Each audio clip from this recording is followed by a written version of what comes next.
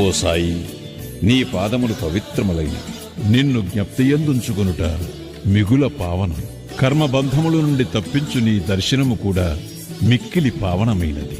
ప్రస్తుతము నీ రూపము అగోచరమైనప్పటికీ భక్తులు నీయందే నమ్మకముంచినచో వారు నీవు సమాధి చెందకముందు చేసిన లీలలను అనుభవించెదరు.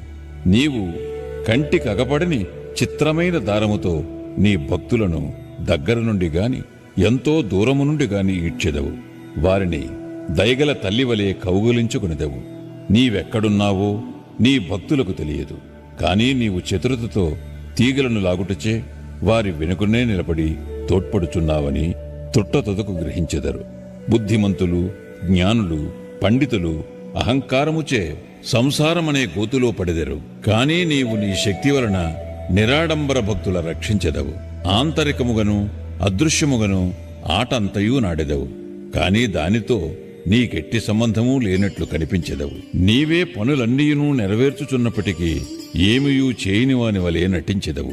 నీ జీవితము ఎవరూ తెలియజాలరు. కాబట్టి మేము పాపముల నుండి విముక్తి పొందుట ఎట్లన శరీరమును, వాక్కును, మనస్సును నీ పాదములకు అర్పించి నీ నామమునే జపించవలను. నీ భక్తుల కోరికలను నీవు నెరవేర్చెదవు. ఎవరికైతే కోరికలుండవో అట్టివారికి నీవు బ్రహ్మానందమునిచ్చెదవు.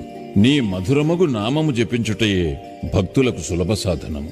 ఈ సాధన వల్ల మన పాపములు, రజస్తమో గుణములు నిష్క్రమించును. సాత్విక గుణములు, ధార్మికత్వము ప్రాముఖ్యము వహించును. దీనితో నిత్యానిత్యములకు గల భేదము, నిర్వ్యామోహము, జ్ఞానము లభించును. మనమట్టి సమయమందు గురువునే అనగా ఆత్మనే అనుసంధానము చేసేదము.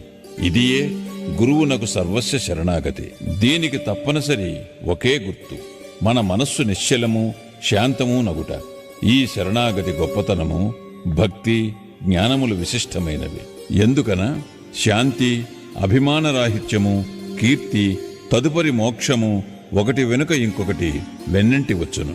ఒకవేళ బాబా ఎవరైనా భక్తుని ఆమోదించినచో రాత్రింబవళ్ళు అతని చెంతనే ఉండి ఇంటి వద్దను కాని దూరదేశమును కాని వానిని వెంబడించుచుండును.